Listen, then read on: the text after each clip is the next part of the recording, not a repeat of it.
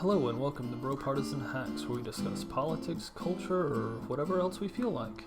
Hope you enjoy this short clip from the full episode.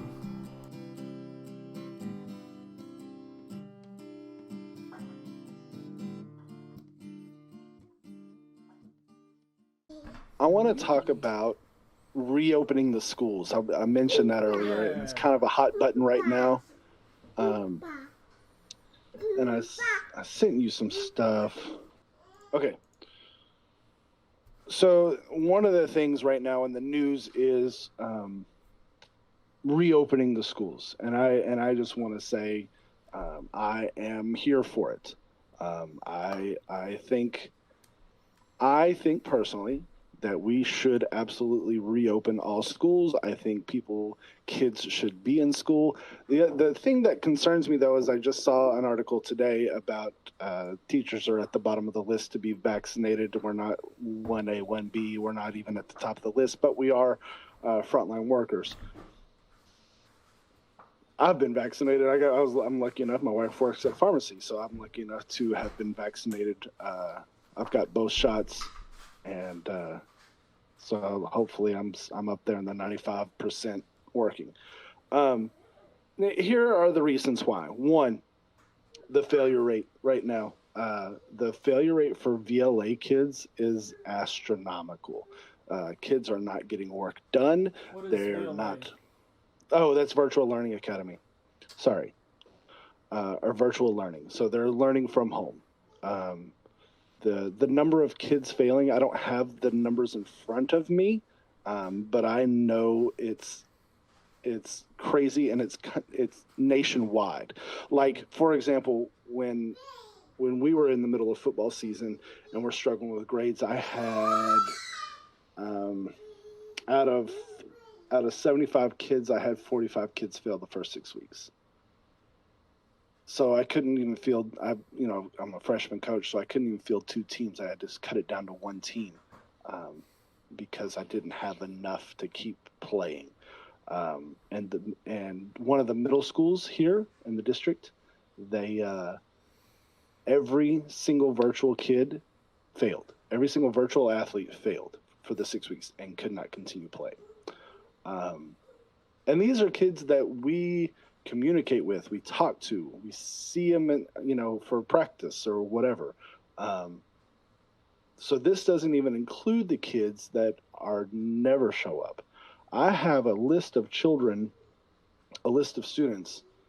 that have more than like 30 absences on the year that are in my class personally. We did a survey the other day, which for teachers, for kids that have quote unquote disappeared. That we can't get in contact with, that don't show up for class, that don't show up to do any work on the internet. They've essentially just disappeared. So I absolutely do think kids need to be in class. The ones that are in class currently are the ones that are doing well, at least in my class. I can say that for me, right? Again, that's anecdotally, but that's what I've seen. I mean, there is research out there that shows that VLA or virtual kids are, for the most part, doing poorly. Are there some that are doing well? Yes. I can't say that they are not performing well. And we have taken a tack that basically if you fail 6 weeks doing virtual, you have to come back to school. Like, that's our new rule. Like, if you fail 6 weeks in a row, you have to come back in for the third 6 weeks. So, there are things that are in place there are things that are in place that are beneficial for us. But I want to talk about this kind of from an athletic standpoint, because that's a lot of what I do. Athletics, in my opinion, it is a vehicle to teach kids about life. And there are so many things that a lot of people don't understand about athletics.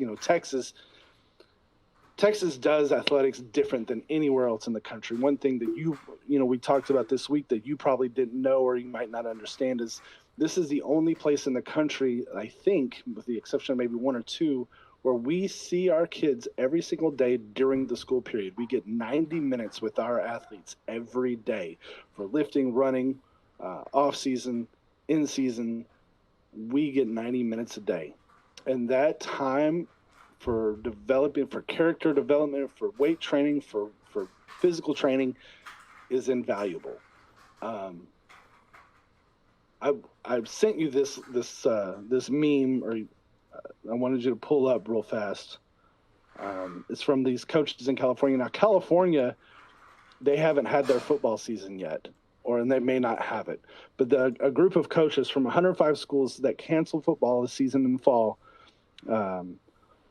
1,087 players ineligible, 253 players dropped out, 64 players are incarcerated, 85 players have joined gangs, and 38 football players are new fathers. That's what, I mean, athletics, it saves lives. I mean, this doesn't give you the ones that have died from not doing, from being where they shouldn't have been. But it's pretty crazy. We were able to have a full season here in Texas. The week we started this show is the week of the state championship. And we had quarantines and we had things left and right. And, there were a lot of issues with the season, but we had a season. And we were so thankful to get that time in. We signed this past week was National Signing Day. I don't know if you were aware of that or even know what that is. But it's basically the day where it's the day where all the high school kids can sign their national letters of intent to go to school. And we signed this year 8 kids to go play college football that got scholarships to go play college football. So huge thing, that we would not have had so we had at least one kid in that group of 8 that didn't have varsity film before this year.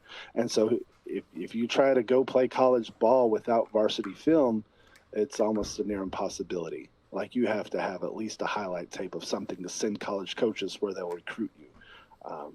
But if we didn't have it, so I can only imagine what this is like for a lot of these kids over in California that haven't had the opportunity to have a season. They haven't been scouted before their senior year, and so nobody's looking at them. That's detrimental to these kids' lives. That I know that a lot of people are like, well, sports isn't everything, but dude, that's like, that's scholarship money, Yeah.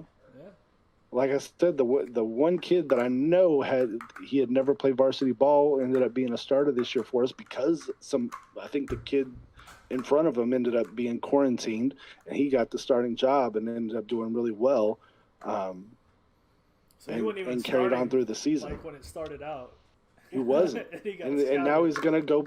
Now he's gonna go play college ball. Like these are the things that happen. I got my first starting job because I think somebody got kicked off the team, or they got in trouble and couldn't play or something. The first varsity game I ever started was because somebody else did the wrong thing. Yeah. So I was a sophomore though, so at a bigger school. I was too. It was just a smaller school. Anyway, my point is, and I know you really don't have a dog in this fight, my point is, I do think the schools should reopen, and I understand that a lot of people are very concerned about the virus and they think they should be able to quarantine, and I get that, but we are doing damage to these kids. They need to be in school. Absolutely, 100%. I 100% agree with that. I have no. At least give them an option. At least give them an option to be in school. Because I didn't even know this. There are still some schools that are all 100% virtual. Yeah. Like, you have to at least give them an option to be in class. Man, it's just... It's important. No, it's a bad situation, and it's through all grade levels. I don't think it's just high school, but That's what I'm I saying. know, I know your argument is about athletics, but like, I don't know. I think it's But it goes more than that. It goes deeper than that. It goes to I'm telling you, like, kids are disappearing. I've had personally, and I've been doing this. I've been doing this for almost 10 years. I had 4 kids drop out this year, drop out of school altogether. I've never had a student drop out before in my entire career. I've had 4 this year. That's crazy. No, they unenrolled. They dropped out of high school. It's crazy. Like, it's bananas. The closest I can relate to that situation is when I transferred out of Baylor and I started down at A&M and Ike hit right in 2008. Like, I'd been there for all of just started this semester, and then we'd been there for a few months, and I think it was September 8th I evacuated Galveston. Oh yeah, I remember that. Yeah, and anyway, I drove back to my buddies and slept on his couch for like a month or whatever, and and eventually it was like, all right, we're starting school back up, but everybody's going to College Station, and so I was one of the like they scrambled around, they'd done all this work to get housing for the entire campus of Galveston, and hey, look at your dogs. I remember that. Anyways, I think I was dating my wife at the time. Yeah. And she was also going to school in College Station. And so when I went to go see her, I got to see you too. And we went to a movie or something. We went to the chicken, I think, the old Dixie chicken. Yeah, we did. There's steins that are bigger than my head. But anyway, that's right. That's good times. Good times. So anyway, I say all that to say that semester I basically was at 18 hours, I think. Thanks, buddy. Yeah. Where's the other blocks? I had 18 hours going into it, or 16 hours going into it. And I remember I dropped down to 12 hours. I think I started the semester with 18, and I dropped down to 12 hours that semester because there was like a government class I had to take, and it was all online because the teacher never evacuated. And I immediately dropped that class because doing the online learning like in college with the roommate that I had, the roommate that I had was a trip.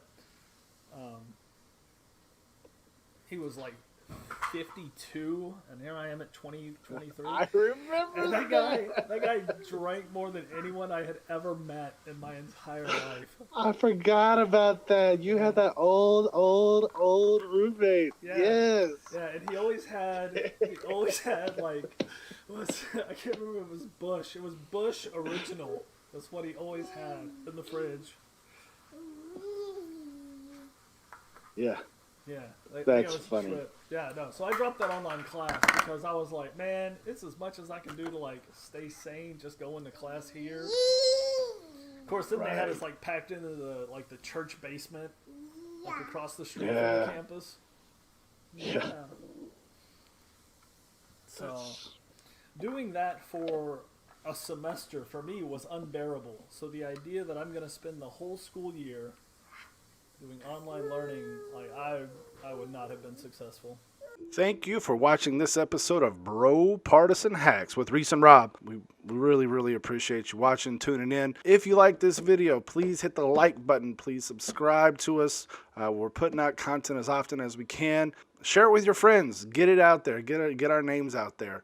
Also, hit that bell, tap that bell right there so that you can get updated when we put out a new video. Rob and I are trying to pump these videos out as often as we can. However, we both have day jobs, we have families, so our schedules have to line up so that we can make a new video. Speaking of our day jobs, our opinions and views expressed are our own and in no way represent those of our respective employers. Thank you. Thanks again for watching.